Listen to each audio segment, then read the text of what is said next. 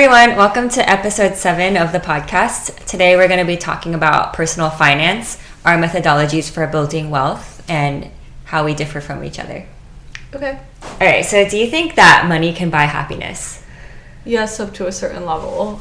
I think it can provide you with like up to 80% of your happiness, but then the remaining like 20% is probably reliant on fulfillment from other things in your life.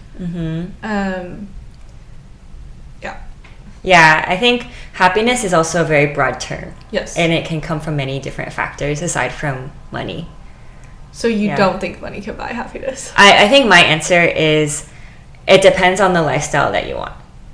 And so I think once you've reached a certain level where you have enough money to reach the lifestyle you want, then after that, it's like, I don't think it's as necessary. And it's like where, as you said, like other areas of fulfillment come from. I think this is especially true when you're single, but when you have a family, then you're caring for other people. You need more money to be able to sustain the lives of other people. And so I think the ceiling of money that's needed to have happiness is higher once you have a family.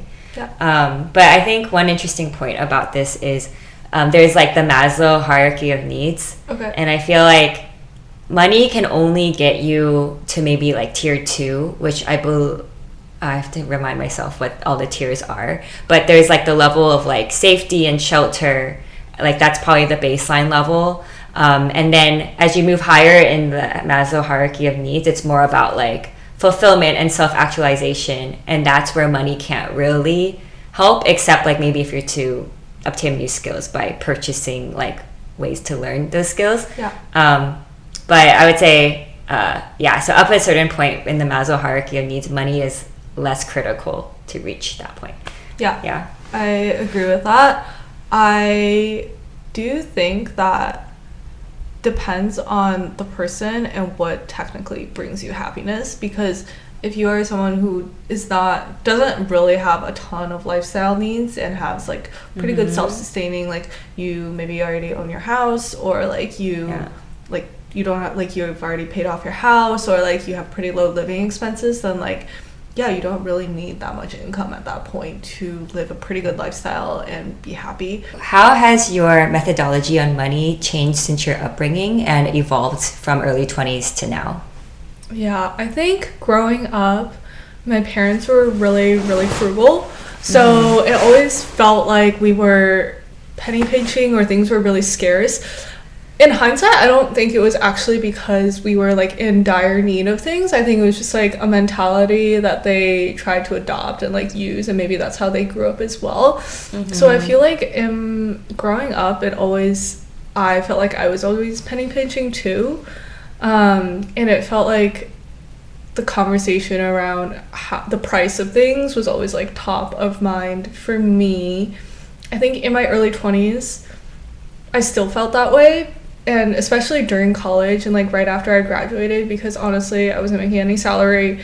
I had moved to a really expensive city, and things just felt like tight all of the time, and that's like coupled with other anxieties like career anxieties and like just other stresses.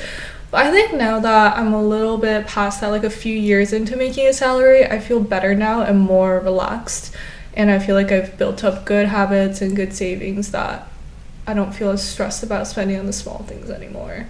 Well, I guess like as a seed to that, maybe can you tell me about your upbringing, if it's like similar or different, like how you viewed money, and then like how it's changed over time, basically? Yeah. So as far as for me, I think it's actually very similar. My parents were first-generation immigrants as well. They moved here, I think, roughly around the 60s to 70s. So they did come quite early, I'd say. They also went to grad school in the US. But I would say they still kind of went through that period of starting their lives here and starting their own businesses. And I think as part of that, they were also had more frugal mentalities as well. So growing up, I also experienced an upbringing of just being very cautious of what we spend on. I think that mentality did carry over into my early adulthood as well. Like when I started living alone, I remember being a little more frugal in terms of like my lifestyle. So living with many roommates, like first few years out of college, even throughout my 20s, I lived with roommates. Granted, I did live in more expensive cities. I lived in San Francisco and also New York. So the early stages of both of those cities definitely required me to live with people, and that helped to drive down some of the expenses for living in these cities. I think nowadays, like similar to you, as we've established ourselves more in our careers, I feel that I'm able to sustain my lifestyle a little bit more. And so now I prioritize spending on things that I actually care about. And with that, thinking about what are areas that I don't care about as much and pulling back expenses from those places. Yeah. I feel like the idea or the reality that our parents kind of went through as they were growing up, it seems like a common characteristic across immigrant like parents. My parents are also very similar. I'm wondering like what you think are the reasons for this like similar mentality around frugality. I feel like it might be generational. I'm not really sure, because I know for a fact that obviously there was a lot of like civil turmoil during my grandparents' generation that resulted in them like losing a lot of wealth very quickly because of like civil unrest. And so like I guess that kind of instability probably contributed to a very frugal mentality that probably carried over to my parents. And then my parents are also immigrants, so like it obviously probably was very difficult to like learn the systems of this country from scratch and like build things up because they were new here. So like probably that sort of like challenge and struggle also contributed to that. Yeah, is what I think it probably is, but I haven't stopped to ask them. I definitely agree with that, though. I think there's the aspect of being immigrants to a new country and probably starting their own businesses, small businesses from scratch, that have led to that mentality of frugality. Theme of frugality amongst like our parents' generation, having been first generation immigrants to the US. But I also know there's many examples of like parents or older generations that actually came to the country also very wealthy too. And they still have that mentality, is your point. I think, that's a difficult one. Maybe it's a cultural thing. Maybe it's like just the mentality of like save where you can. I don't know. I feel like being Chinese American, there's definitely a different mentality and approach to saving, or like saving as much money as you can, as much as possible early on, as compared to, I feel like more American families seem to be more comfortable with like having debt or spending a little bit more than what I've seen like Chinese American families spend in general. But that's maybe a stereotype. Yeah, I think it's also interesting to be growing up in our generation, because a lot of times people our age and our generation are like maybe second generation individuals in the US. So we're born and raised in the US, and so it's interesting to see that divide between how our parents view money and how we view money, where I think especially millennials and I think Gen Z as well prioritize like spending on things that they care about and being more judicious about like what to spend on versus not. Yeah. Definitely like a more blended approach to the two mentalities. Influenced by both. I feel like one thing that's changed for me is I got better at like taking the bigger picture in, whereas before I feel like I was really obsessed with like if every single expense was right or not, if it was like if I was overpaying, if I was underpaying. Now I think it's more like you said, just better about prioritizing how I spend holistically instead of like drilling in on every single thing. Do you have like a budgeting framework? I think I just try to save as much as possible and then try to be tax efficient where possible, and I try not to like be too obsessed month to month, but I just keep track of things, I would say like quarterly. One approach that I've done is think about like what is like the rough range of like that I would like to spend in a month, and overall at the end of the month if I'm above that range, then I'm like, okay, maybe I should cut down on potentially XYZ things, but day to day, it's not like, oh, I'm spending X amount on food and other areas. Yeah. Since you've been in a long-term relationship and now you're going to be married to your partner pretty soon, I'm wondering, when did you start having the money conversations with them? Yeah, I feel like it was like a very natural transition. I feel like before you're married and before you're engaged, it's pretty separate, and then you just work out a system that feels reasonable to both of you guys for splitting your expenses for the larger items. One thing that I feel like is not worthwhile is like nickel and diming the small things when you're in a long-term relationship, because ideally and probably things will balance out in the end based on the system that you guys agree on. And then I feel like after you get engaged, you should probably start talking about how to think about if you're going to combine finances once you're married. Yeah. And then the other thing is, probably the other thing that contributes to this conversation is if you start living together. That's like a very natural segue into combining finances. Yeah. How have you decided to allocate money between you and your partner? Yeah, I think pretty reasonable, which is like we kept our premarital things. We're keeping our premarital things separate, and then postmarital we decided to contribute like certain percent of our income to our joint accounts and then keep a certain percent of our income to ourselves so that we can like have extra spending money on things that maybe like are not relevant to the other person. For example, if I wanted to buy a bag that he doesn't really care about, or if I wanted to like buy presents for someone that he isn't even related to, maybe I would do it out of my personal money. Yeah, that sounds pretty straightforward. Yeah, I think so too.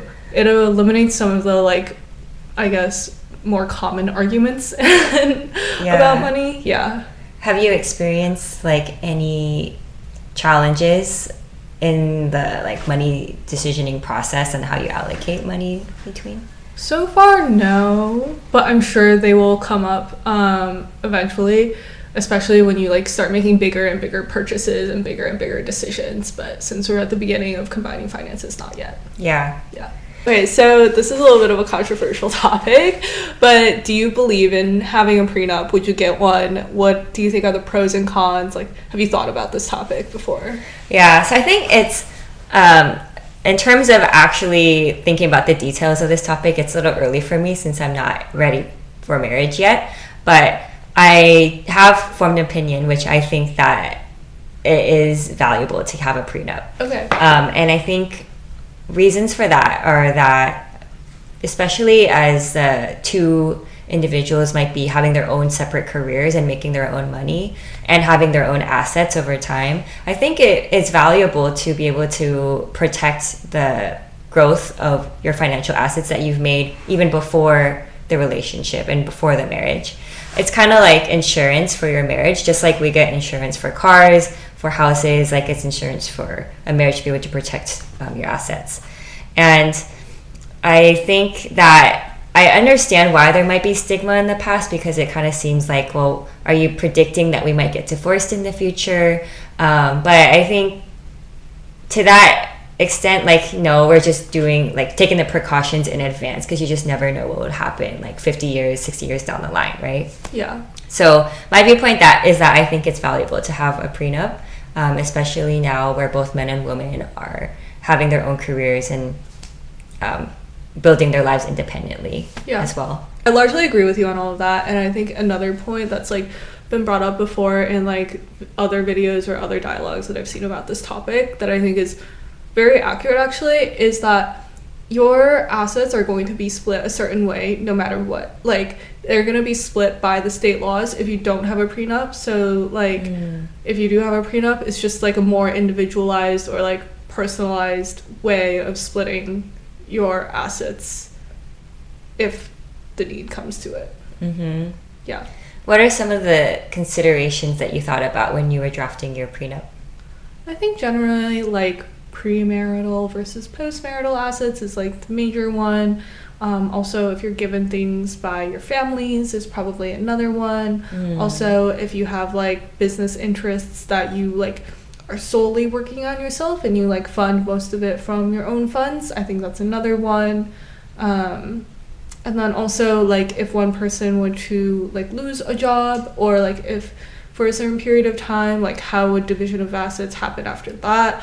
I think the most common thing for that is like if you're a female and you decide to be stay at home, it's maybe better to like write in the prenup what the terms of the agreement would be. So I think those are all common things. Yeah. Do you have any best money habits and worst money habits that you can share? Best money habit is probably pay yourself first. So just like save as much as possible and be smart about where you're investing. I think I generally try to do, I generally try to be really good about that. My worst money habits, you can attest to this, is probably I eat out a lot. Like a lot, and I get a lot of Uber Eats and a lot of takeout. Yeah. That's just not, it's not good in general, like for health and wellness reasons and also for money reasons because you're just like randomly spending on little things. And then my other bad money habit is I do like purchasing luxury goods. So I've tried to be good about like reining that impulse in, but obviously the luxury industry is a bit of a scam. And so I try to be judicious about what I purchase, but I still have that habit. Yeah. I think this kind of comes down to like, what do you prioritize in life? Like I feel like for the Uber Eats and like DoorDash, for example, like that means like you probably prioritize convenience. Yes. Which that isn't a bad thing. I think it's also kind of just like figuring out what you care about most, and if convenience is something that you care about, then fine, like it's fine to prioritize that. I know. Right? I think it's the combo of the both impact on health, like I should try to eat a little healthier, plus the fact that it's just like constant like dripping out money that I should probably avoid it. It's not a good habit. Okay. And then the luxury purchases is also obviously not a good habit. I feel like you haven't had any in a while though. I'm trying to like cadence be like once a year buy something instead of like constantly having the impulse to purchase something. And I think one thing that helps is actually staying off of social media. What are your top 3 favorite luxury purchases that you've made? Oh, okay. I think you were actually with me when I bought my suitcase in Berlin. So I bought a Rimowa suitcase in Berlin, and it's like Rimowa is obviously like a luxury brand and it's really pricey for a suitcase, but I really, really like it because I had a really bad suitcase before. I use it like a lot. I use it at least every month. It has a lifetime warranty and it brings me joy every time I use it, basically, because it's just like sleek looking and the wheels are really nice and it's really functional. And obviously like I didn't need to pay that much for a suitcase, but I'm really happy that I got it. It's functional. That's one of them.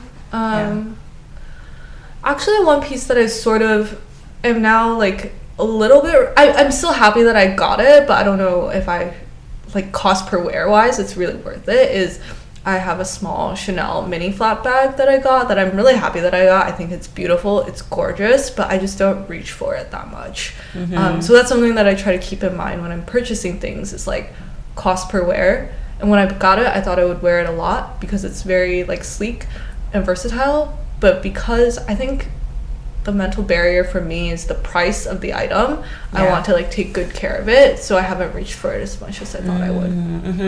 That's kind of the blessing and the curse of luxury bags. For sure. Values go along with where you're willing to spend money. So to speak, what would your money dials be, and like what are you willing to spend money on versus not willing to spend money on? So I would say for me, I think that for many years, the areas that I spent most money on were like traveling. I'd say traveling is a very expensive interest, but I think where I gain a lot of value from it is like the experience of it and like the learnings that I get and perspectives that I get from going to different places. I think another area where I prioritize is like having a comfortable, nice place to live and sleep each night. And so over the last few years, I decided to live alone, and of course that comes with paying more rent. Yeah. But because I prioritize having like a sanctuary to go home to, I definitely value that. So I would say travel and home life are areas that I have definitely put more of my money into. But of course, with that, dialed back on areas that I don't prioritize as much. So for example, I don't Uber Eats as much. And I don't pay as much for luxury items. The other more recent thing that I have cared more about is like basically investing in the things that I want to get better at with like buying expertise, essentially, because I find that it pays off. So one example of this is like I like to play tennis, you like to play tennis, but like investing in coaching I think generally pays off or is worth it because you improve because of it. So investing in your personal talents and interests. Yeah, for sure. Plus one on that. I think hobbies can be very expensive, but if it's something that you want to get better at, I feel like for sure, like put the time and money into it, you know? And I agree with that with like with tennis, with pottery, for example. I'm taking pottery lessons, and pottery can be a very expensive hobby, but if it's something you love, then I don't think there's any problem with putting money into it, as long as you're dialing back on areas that you don't care about as much. I agree. Yeah. The other thing that I have since shifted my mentality about is like cost of healthcare, and I am now like, of course it depends on like your company and what the different plans are priced at for your healthcare plans, but I used to be like a big I would be on the like lowest priced plan, but now I think I just really value the peace of mind of like being able to like access healthcare and being able to talk to my providers when I want to, and so now I'm willing to pay for the more like premium plan. Have you had an experience where you had the lower plan and ended up like running into issues because you couldn't talk to a provider? I don't know if I would call it issues, but it was like this mentality of like, I don't want to go to the hospital, like I don't know how much it's gonna cost, and I just like, I think now I just like having the peace of mind of knowing like, oh, if there is something that happens, like I should feel comfortable utilizing healthcare resources. I'm curious, what are some big expenses that you think about in life? Yeah, I feel like the biggest ones are probably, the first big one is like education and college expenses.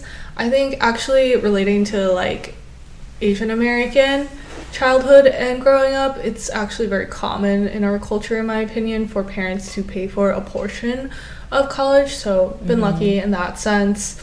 Another thing is probably like day-to-day rent, living expenses in expensive cities. Other big milestones are like buying a house, and then also like weddings, once it comes to it, those are really expensive. And then eventually like having a kid, I think that's probably also really expensive. I don't know, what do you think about? Yeah, plus one to all of those. I think especially once you start growing your family, and these expenses are multiplied, right? Yeah. Because it's not just about you or your spouse anymore, it's about like the X number of children that you might have, and repeating, especially the education one, and sustaining the life that the children you'd want your children to have as well. And I'm curious, like along the lines of weddings, what are your thoughts on weddings? Are they worth it? I think they're a waste of money, and that is definitive and final in my opinion on it. Tell me why. It's just like a one-time event that I'm sure it's like an experience, and I think it has value, but like because of the surcharges that the wedding industry applies to it, I think they are largely a waste of money. Now that you're in your wedding planning process, is this realization something that's come up in the last year as you've been starting to plan for your wedding? I think I always thought that they were a waste of money, but it's just become more and more obvious to me as I keep doing it. So that's my take on it. What are like the top 3 like shockers for you as you've been navigating the wedding planning process in terms of expenses? I think just the surcharge that people apply when they Yeah. hear the word wedding is like really, really silly and kind of annoying. Like, wedding photography is, I would be willing to say, 2 times more expensive than normal photography and videography. Like, wedding catering is also really expensive for that reason. And then, like, the cake for your wedding is ridiculously expensive for no reason when it's really just like a white cake. It's just like all these silly surcharges that make no sense. I guess so. My last question to wrap this episode up is basically, how did you learn your personal money habits? Are there any resources or tools that you used? And what advice would you have to your younger self or to the audience if you were to do it over again? Yeah, I think there's a few components. Like, there's one, of course, the element of time and experience. And as you're growing through your career and throughout your 20s, you start to develop these money habits over time, especially when you start getting more income. Then you start thinking about, like, how should I allocate this to, like, my retirement and my savings, and other different areas as well. And so there's the element of time and experience. I think I also went through a period, like, towards the late 20s, where I wanted to do kind of more diving in and, like, learning more through reading. And so actually one book I recommend is I Will Teach You to Be Rich by Ramit Sethi. Okay, we'll link that in the bio. Yeah. Yeah, it's a very good book. Super practical, tactical, lots of good actions. And that definitely helped me validate and also just re-emphasize different areas that I should think about in terms of how I was allocating money. And I think other aspects too, I follow a lot of personal finance like accounts, like, for example, on Instagram and social media, and that has helped me kind of form an opinion as well. So I don't think I do anything too extreme. I should probably even dive in more to be, like, even more in tune with my finances, but that has helped me get at least a baseline understanding up until today. Yeah, that makes sense. How about you? I think +1 to, like, the time and experience, I would say there's a lot of great YouTubers now that teach personal finance and, like, personal finance 101, and they condense, like, long information into honestly, like, a 10 to 15 minute video really well. There's one PDF that I think is pretty much the Bible. It's a 1-pager on, like, the order that you should allocate your money in, and we can link that in the bio too, and, like, link the source to the YouTuber who made it. And the things that I would say to my younger self are just, like, time in market, or, like, time to allow your money to compound is everything. So, like, as early as you can, just put it in the market. Or, like, put it in your investments to allow it to compound. And then the other thing that I would say to my younger self, which I think I didn't realize for a little bit, is that you will probably never get wealthy on a salary, and that equity ownership is pretty much everything. Like, that is where the upside lies. So just think carefully about that component and how to maximize upside. Yeah. Something that I found that's interesting about money is the ease at which it can disappear. Like you spend, like, $100 on a meal and it's like $100 gone. It's crazy to think about it that way, and I don't know, that's just an observation I've made in recent years. It goes really fast. The market is super volatile. It can erase so much of your net worth in just, like, seconds based off of random events. So I think, that's a good point. And another thing that I would say to my younger self is, like, market is volatile. You have to be okay with that if you're in it for the long run, and to just not look at it every single hour or every day. And not let it affect your emotions or your mood. Thinking big picture. Exactly. All right, thanks so much for listening to this episode on personal finance. It was really fun, and let us know if there's any questions that you might have, and we'll follow up. All right, thank you.